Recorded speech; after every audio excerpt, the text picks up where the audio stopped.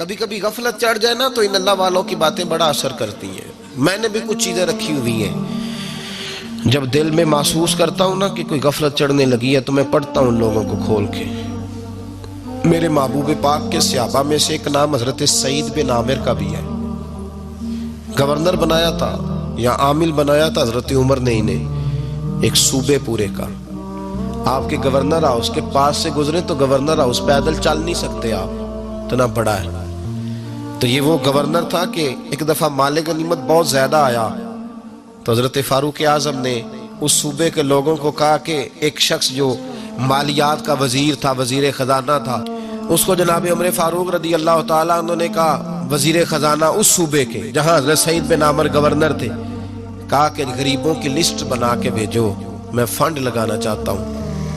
تو جب لسٹ بن کے آئی تو چوتھے نمبر پہ گورنر صاحب کا نام بھی لکھا تھا. تو حضرت عمر فاروق رضی اللہ تعالیٰ عنہ نے حضرت سعید بن عامر سے کہا، یار تو غریب تھا، مجبور تھا، تنگ دست تھا، تیرے صوبے کے لوگ کہہ رہے مجھے کیوں نہیں بتایا؟ حضرت سعید لگے، عمر پہلے تو وہ بندہ مجھے بتا جس نے میرا پردہ کھولا ہے. وہ بندہ تو بتا، میں جانوں، میرا رب جانے، میں غربتوں کے رونے چوکوں میں کھڑا ہو کے نہیں روتا. میرے پاس کو رنج و علم ہو تو میں اپنے رب کی بارگاہ میں عرض کرتا ہوں، میں اپنے محبوب کو بتایا کرتا ہوں، میں غربتوں کے رونے دنیا داروں کے سامنے نہیں روتا. حضرت عمر گئے، گورنر صاحب کے مقرر کرنے کے بعد 2-4-5 مہینے کے بعد جب حضرت سعید بن عامر کی گورنری کو تھوڑا وقت گزر گیا تو حضرت عمر کا طریقہ تھا، گورنروں کا پتہ کرتے تھے. آپ کا طریقہ یہ تھا کہ جس علاقے کا گورنر ہوتا اس کی جامع مسجد میں سب لوگوں کو جمع کرتے اور پھر گورنر کو بھی بلاتے. تو کہتے کوئی شکایت ہے گورنر کی تو بتاؤ. مسجد میں جمع کیا، لوگ اکٹھے ہو گئے. حضرت فاروق اعظم رضی اللہ تعالیٰ عنہ نے فرمایا، گورنر کی کوئی شکایت ہے تو بتاؤ. تو صوبے کے لوگ کہنے لگے 4 شکایتیں ہیں گورنر صاحب کی. سننا ذرا دل کھول کے، 4 شکایات. کون سی؟ کہ پہلی شکایت یہ ہے کہ جب یہ نئے نئے آئے تھے تو فجر کے بعد مسجد میں بیٹھ جاتے تھے، جس کا دل کرتا تھا مل لے.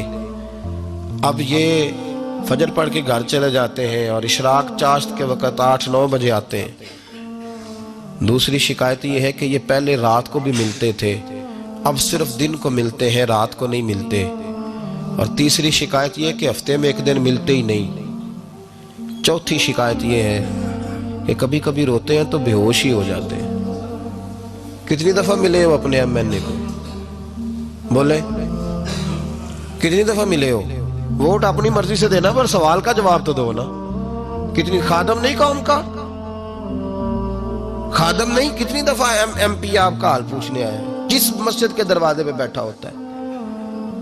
یہ گونگا بہرا اور اندھی جمہوریت ہے؟ رنگ وہی بہتر ہے جو محمد عربی کے غلاموں نے ہمیں عطا فرمایا ہے صلی اللہ تعالی علیہ، اور یہی چراغ جلے گا تو روشنی ہوگی. حضرت سعید بن عامر گورنر، اور میں اکثر کہتا ہوں اسی دھرتی پر یہ وہ نور والے لوگ تھے جنہیں میرے رسول نے نور عطا فرمایا تھا. یہ ہے تربیت میرے نبی پاک کی. حضرت عمر نے گورنر کی طرف دیکھا، فرمایا بتائیں جناب آپ کی شکایت آئی ہے. پہلی شکایت یہ ہے کہ آپ پہلے فجر کے وقت ملتے تھے، اب اشراق چاشت میں ملتے. حضرت سعید بن عامر رضی اللہ تعالیٰ عنہ کہنے لگے، حضور اگر آپ نہ ہوتے کوئی اور پوچھتا تو میں کبھی نہ بتاتا.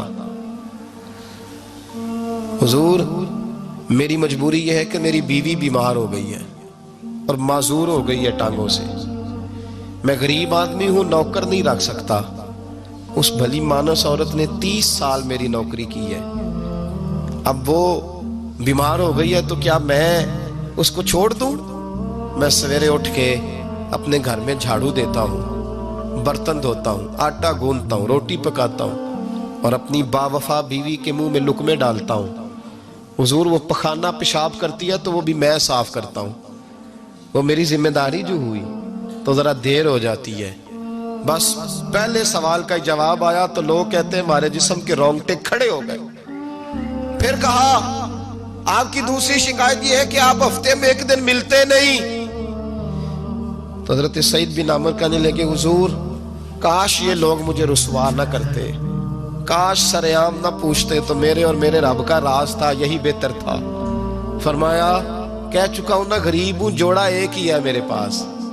ठंड का मौसम है तो हफ्ते में एक दिन कपड़े धो के खुश्क होने को डाल के बीवी के कपड़े पहन के बैठा रहता हूं, और जरा शाम हो जाती है बाहर आने में तो क्या करूं, नहीं आ पाता।